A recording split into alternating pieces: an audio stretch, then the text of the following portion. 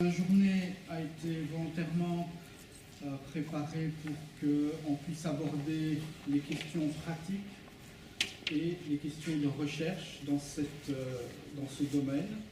Il était important pour nous que la question ne soit pas abordée simplement dans un cadre universitaire sur des questions de recherche, mais que la question pratique soit abordée aussi. Donc il y aura 7 intervenants. Donc vous voyez les noms ici, je vais vous les présenter au fur et à mesure. Avant de commencer, un petit mot sur le laboratoire, tout nouveau laboratoire de culture numérique de la faculté d'architecture qui organise cet événement. C'est un laboratoire qui s'intéresse de manière plus générale sur les questions de culture numérique, et donc il a défini 2 axes de recherche principaux, celui de culture numérique et pratique du projet, et c'est là où intervient la question du BIM, et dans la démarche du projet, notamment pour les architectes, on va s'orienter plus vers la question de la pratique et la démarche architecturale et le rôle que le BIM peut jouer dans cela, les questions de visualisation et de nouvelles technologies, l'analyse critique des logiciels clients et comment trouver des alternatives pour les architectes par rapport à cette question-là, et le lien qu'on pourrait établir avec les SIG et les réalités augmentées dans le processus de production de projets d'opérations urbaines. Et un deuxième champ de recherche qui est culture numérique et recherche formelle et architectonique, qui lui s'attarde plus sur les questions de théorie, de modèles et méthodologies de conception numérique, morphogénèse dans la conception numérique et le nouveau structuralisme. Voilà, un petit mot sur donc le laboratoire qui organise ici, c'est le 2e événement. Un premier événement sur les questions d'architecture paramétrique a été organisé l'année passée, et aujourd'hui pour la première fois on va essayer d'aborder la question du BIM avec nos invités.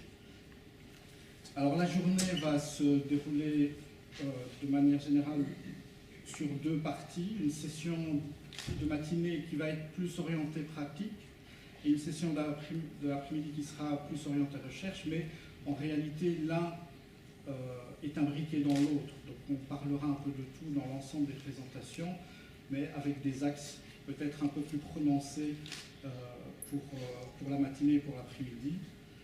Donc je vais vous faire une première présentation pour introduire en matière la question du BIM et ses enjeux pour les architectes.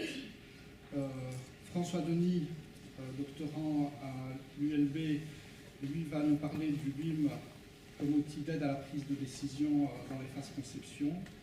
Pieter Pauwels va nous parler plus d'échelle d'infrastructure, d'échelle un peu plus grande que celle du bâtiment, et de voir comment le BIM peut jouer un rôle dans ce domaine. Stéphane Boykens, pardon, j'ai mal orthographié le nom ici, mais va lui par contre nous parler des questions de standardisation. Et donc va nous montrer quelques exemples un peu dans le monde des systèmes de standardisation du BIM qui sont un enjeu important dans sa mise en place et la possibilité de l'utiliser de manière efficace.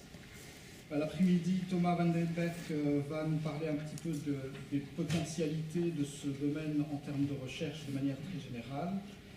Sylvain Kubicki va nous parler plutôt du métrique qui va nous permettre quelque part de mesurer l'efficacité et l'apport du BIM dans des cas concrets. Et enfin, on terminera avec Jean-Paul Wetzel qui va nous montrer un exemple, notamment celui de l'école où il enseigne, un exemple d'enseignement du BIM dans une école d'architecture avec qui on va probablement définir des collaborations en termes d'enseignement aussi avec la faculté d'architecture chez nous.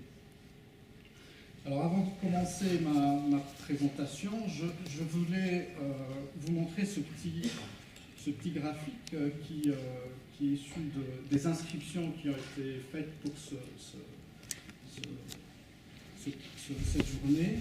Je trouvais intéressant de montrer que le message me semble est bien passé, puisque comme vous le voyez, malgré que c'est un événement universitaire, on a quand même une bonne partie d'entre vous qui sont architectes praticiens, qui s'intéressent à la question. Et donc cette proportion me semblait intéressante à montrer pour justifier aussi pour nous la question de nous conforter sur le fait qu'on aborde les questions pratiques dans ce domaine et qu'on essaye d'être un acteur dans l'évolution et l'implémentation du BIM dans la pratique architecturale.